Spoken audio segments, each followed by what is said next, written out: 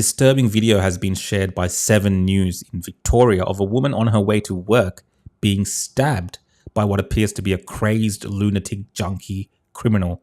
Let's roll the tape and I'll give you some of my thoughts straight after. A random, unprovoked stabbing in Melbourne. A woman attacked from behind by another woman with a knife and left with a punctured lung. It happened here on Little Bourke Street, just near Spencer Street, as the 36-year-old victim was walking to work at 7:35 a.m. She ended up in hospital for 3 days and had been living in an apartment nearby for years, but today is moving house because since the October 2 stabbing, she has become a recluse. CCTV captured the attacker running off down Spencer Street with her blade still out. Police say she was on bail for other offences at the time. Others rushed in to help the victim and police were there minutes later. A 32-year-old suspect has been arrested and charged. Police also believe they have recovered the knife. Full details tonight, 7 News at...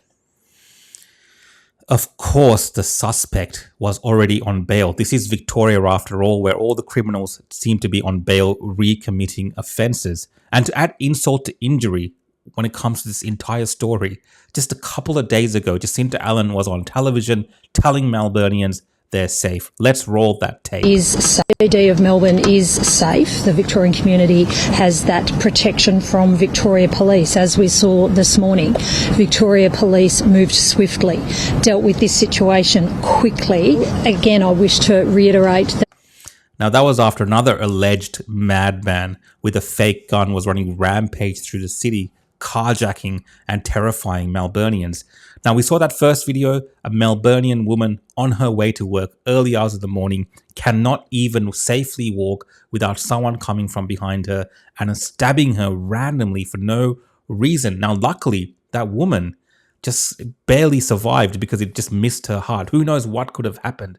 3 days in hospital with a punctured lung, and thank God she's okay. But this is the criminal state of Victoria, where there is a crime wave, where the police don't have answers, where Jacinta Allan has no answers, and the Labor Party, well, they're as bad as her leader. This is what Victorians have to put up with.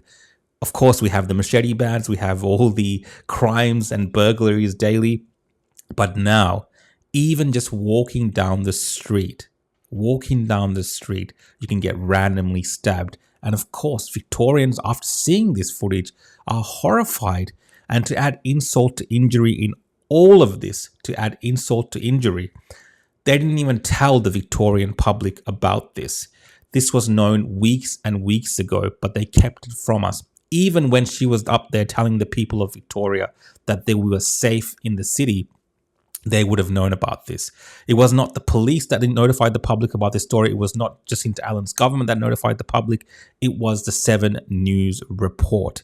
If we had not seen it here, we would not know the dangers as we, public members of Victoria, face when going into our city.